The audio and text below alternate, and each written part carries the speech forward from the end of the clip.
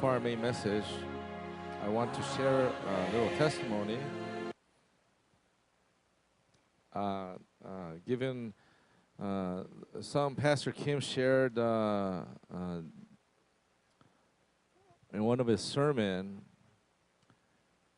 and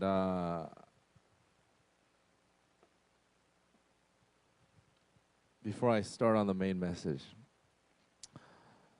So in this testimony is a Korean couple, and they're true, it's a real couple, of course, in his church. When he testified of this particular sister, it's been a while, because he did mention this particular sister who would come to church, and then her husband would come and start cursing and yelling at her and yelling at the pastor, and then he would literally drag that sister out with her hair and out of the church, try to drag her out of the church, and also persecuted her, trying to prevent her from coming to church, right? And so backing up from the story, she was a devoted Christian, and before they got married, he was not. Now, even though he's like an unbeliever, I want you to, as I share this story with you, even though he's an unbeliever, some religious people are basically in that category, all right? Even though they say they believe in Jesus, they can be so religious that, as far as God is concerned, they can still fall into the category of an unbeliever, right? And anyway, she was told not to marry him, but because she did love him, and he told her that after they would get married, that he would go to church with her, he would cooperate and all that, and she believed him, of course. Before marriage, it seems like everything's good, right? But sometimes after marriage, when you start living with somebody and you start finding out the true color and their habits, what they like, what they don't like, then it becomes a little, it can become very challenging, right? So they got married, and he didn't keep his word. In fact, he started persecuting her, right?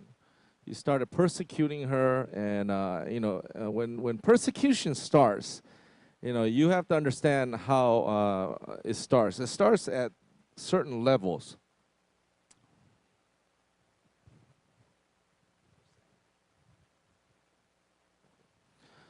It starts at certain levels, and it comes first verbally, and then when people don't comply, then they're going to escalate, right? It's going to escalate to harsher words. It's going to escalate to maybe even physical abuse.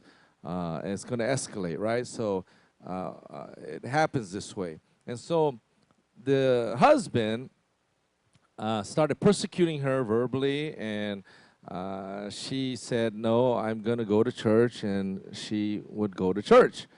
And whether it's, I don't know how much she was going at that time, but whatever her dedicated time, she would go to church. And then husband started escalating the persecution, and he started to physically abuse her, right? And but regardless of her bruises, regardless of her marks, regardless of how difficult it was, her intention was to still go to church and walk with God. Okay, I'm going to use this word walk with God because that's our message today, walking with God. What does it mean to really walk with God? And so she was committed to continuing to walk with God. Amen? And so she told her husband, regardless of what you do to me, I love you. And then the mother-in-law got involved, of course, right? And another family member. And so his family, the husband's family, husband and the husband's family, now persecuting her, right? And even though she's getting beat up and and he's even coming to the church and literally grabbing her hair and we're leaving, right? In front of all the church members. We're leaving, dragging her out. They're kicking and screaming. Her attitude towards the husband was always, I love you. She didn't get mad. I'm sure she got, certain degree of anger, of course, but she restored to that point of love. I love you, and I'm going to go to church to continue to pray for you. No matter what you do to me, I'm going to put God first, and I'm going to continue to pray for your salvation. And so he couldn't get her to comply. So they're going to escalate it, right? I mean, first started with the yelling and then the pressure didn't work. So now he's touching her and hitting her and in front of the church, embarrassing her, whatever he can do, right? Whatever he can do to try to make her comply to him. And he's not getting his answer. And the only thing she's doing is, I love you. I'm going to pray for you. I'm going to put God first. And so what his mom, and another relative did was they took her to the mountains. Oh, mother-in-law. Oh, so the father-in-law and the mother-in-law and the son took her to the mountains. Yeah, well, somewhere, So they have this. They have this. Like in the old days, because they don't have ovens, they have these big like cave kind of things to make an oven, right? And you put coal or wood there, heat up to make it hot, and you bake things in there, right? Well, they stuck her in there. They stuck her in there, and they lit it up to bake her alive, trying to make her comply, right? Trying to make her give in to their wishes. I don't know if it was their intent to kill her or if it was their intent to just threaten her, but regardless, she got burned. She got burned to the point where her eyeballs were melted and she had, third-degree burns. But God kept her alive. And when she came out or they got out, her words were still, I love you guys. No matter what you do, I love you guys. See, she had the heart of the Lord. And the Lord wants us to have his heart, right?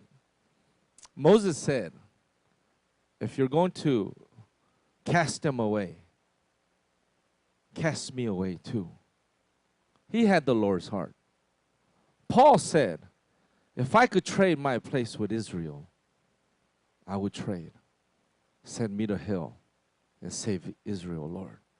If he had that ability, or if that was possible, he would do it. Paul had the Lord's heart.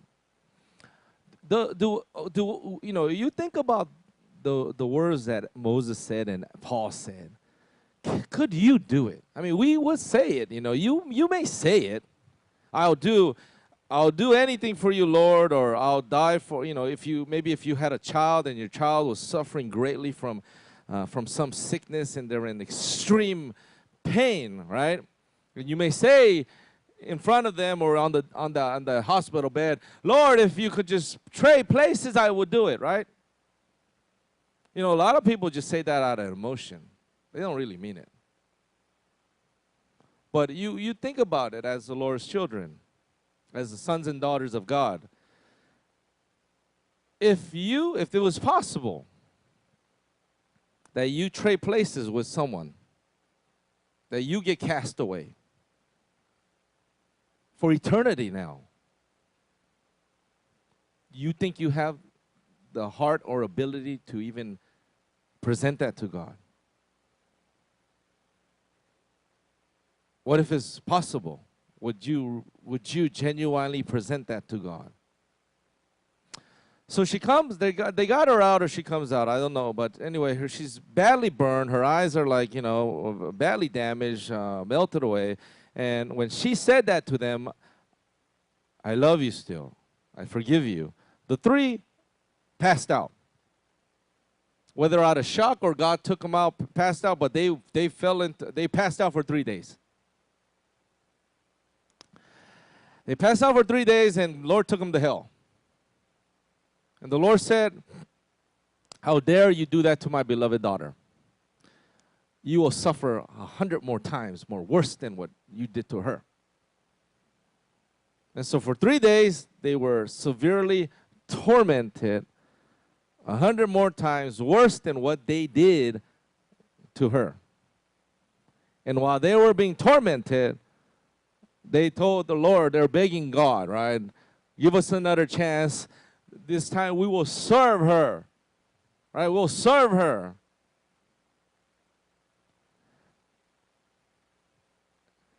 Get us out and we'll serve her. We'll do whatever you want, God. After 3 days, they came back. Lord didn't heal the lady. She's still disabled severely. Those three are serving her. The mother-in-law feeds her, right? The father, the husband, dresses her, whatever, and they literally have to serve her. Their disabled daughter-in-law, the disabled wife. I don't know for the rest of the life or not, I don't know, but they have to do what they promised while they were in hell in order that they don't go back. That wife, for their sake, was willing to be suffered like that and perhaps live the rest of her life that way. Giving up everything, right? All her enjoyments of life, all the enjoyments to walk again, to eat on her own, to go and have a nice vacation, to go do something fun, is gone. Why? Because she gave all that up so that the three that were persecuting her can still have a chance to go to heaven. You see, do we have such a heart? You see, we don't.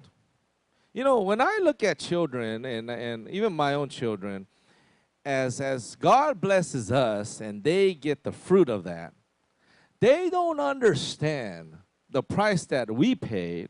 They don't understand that the price, the hard work that we had to go through, and they only know what they just have got good, right? They just, it's good, and they expect it.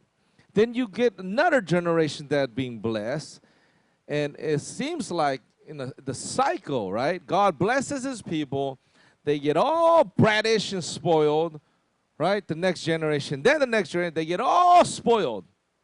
Then they go after the idols of the world. God's trying to call them, say, get to your senses, right? And then God has to bring discipline. People die. People end up in hell. Then those people who finally, do right, they come out of it. They get blessed again. And it's like a vicious cycle. You have to understand, for most of us here, don't think you may not be a brat. Okay, a lot of us, we haven't paid a price. You've been raised, you might not be in wealthy families, but you were raised pretty well. I mean, all of you can read and write. And that was a luxury hundreds of years ago. We eat 3 meals. We have the luxury to eat 3 meals a day. That's a luxury, all right, hundreds of years ago. They can only eat maybe 1 meal. We have, like, you open your closet, you got a walk-in closet. They didn't even have 2 garments before.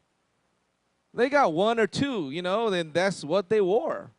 They couldn't afford, 10 different suits or 10 different shoes. And yet we don't think we're brats. And then if the Lord's going to ask us something, are we so willing to comply or answer, right? Because that is what the Lord is asking us. We go through something a little difficult and we're ready to run. Now, some people will suffer more than others, yes. But if you say, okay, everybody has said this, I'll do anything for you, Lord. I'll go anywhere for you, Lord. And you know what? The kids are the same. You talk to the kids, all right? I want you to think. Are you a baby Christian? Because you can say this. You know, I can go to the kids and kids might say, you know what, Dad? I'll do whatever you want, Dad, if you buy me this. Okay, do this. I'll do everything except that. I didn't mean that part. I'll do everything, though. See how they self-delude themselves. I'll do everything. You see, they're really saying, even baby Christians, whether baby or, they're basically saying, I'll do whatever you want that I want. King Saul, right? You don't want to fall into this trap. I did obey. See, he obeyed what he wanted to do. And so he's creating his own definition. I did, Lord. I did everything you wanted me to do. And he did do what he wanted to do. Right? And he's choosing to, the other part, to set it aside. And you know what the scary thing is? God didn't reject him at the end. God rejected him at the beginning. Couple years into being a king, God rejected him. And yet he still lived a life, right? He was still prosperous. He was still a man of power, warrior, anointed. God's still talking to him through the prophets. And he think life is good. And then, one day he gets killed. It's like one day you get struck with some kind of heart attack or some kind of cancer and you, boom, die. And they think they're going to heaven. This is the scary part. You see? He got rejected at the beginning, not at the end. And he still lived an okay life. Where the Lord has taken us, this church, this is true church. Out there is religion.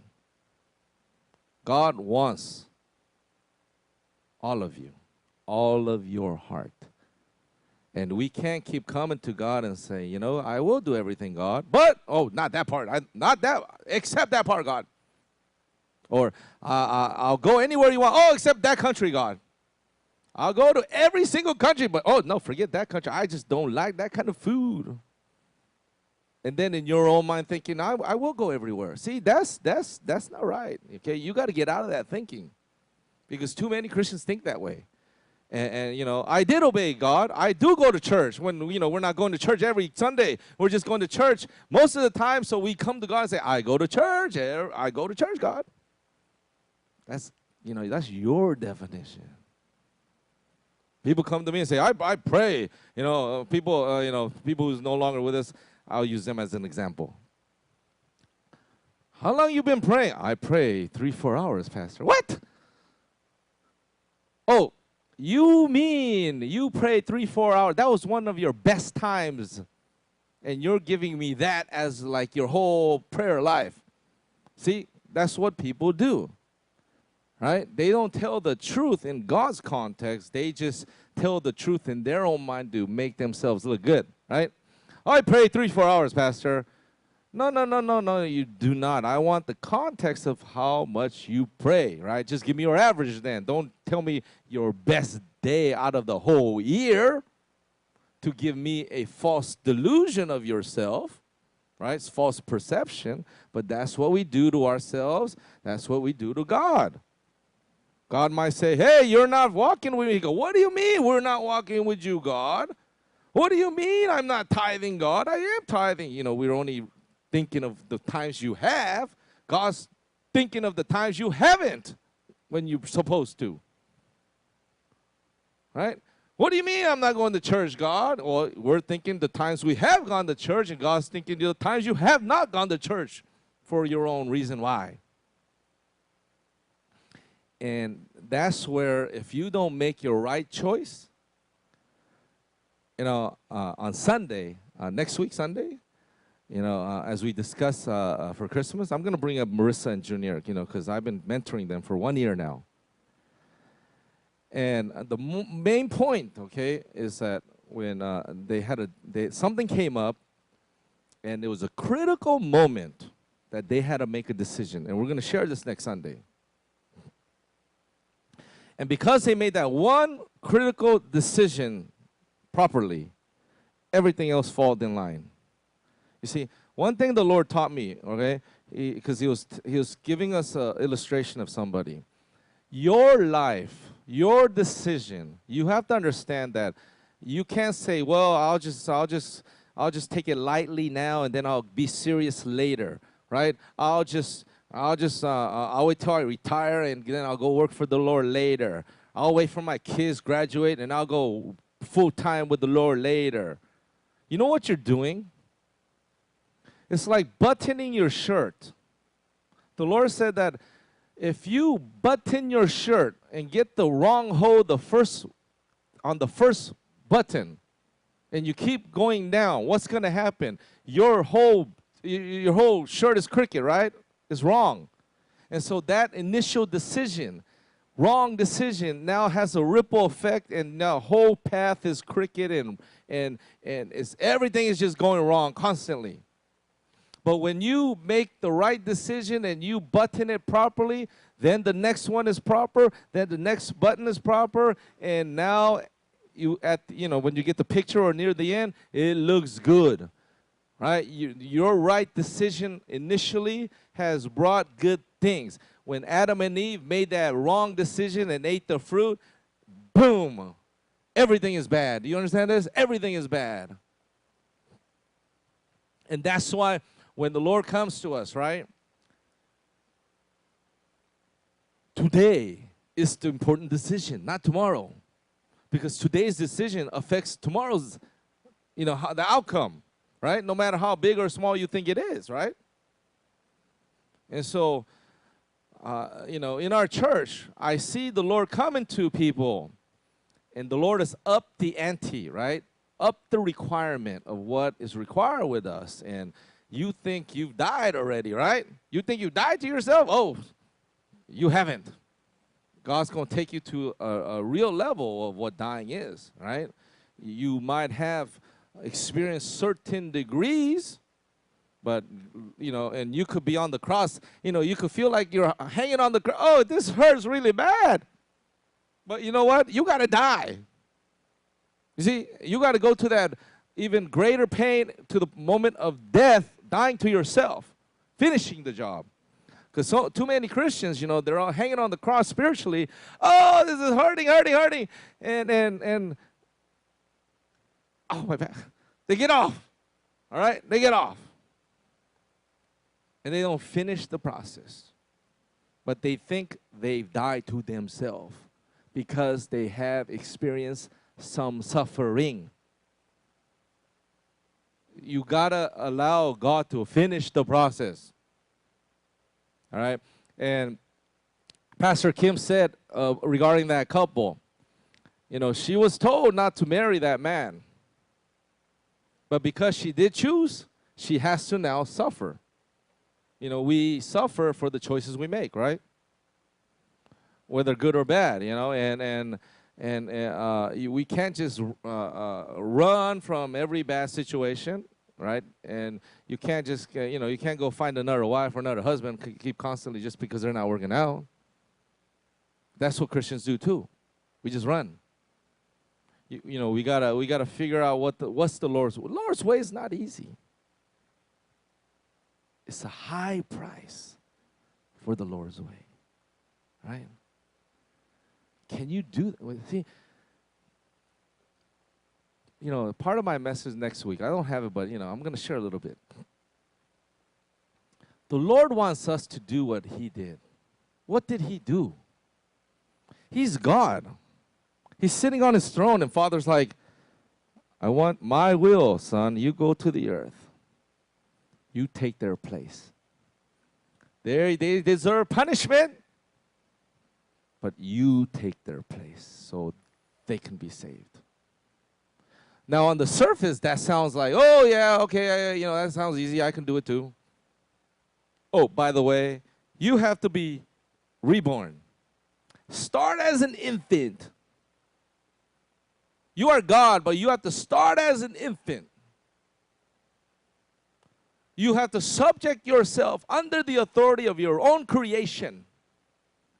You have to be fed, sucking on the breast of Mary to get milk.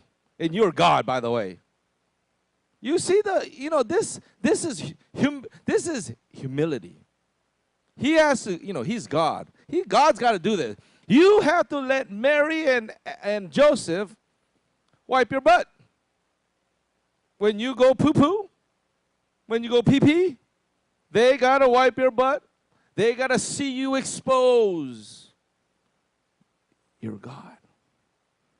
You think he argued with Father? Oh, no way! Oh, no, I can't let humanity, I'm not going to be embarrassed by humanity. Forget that. That's how we act, though, right?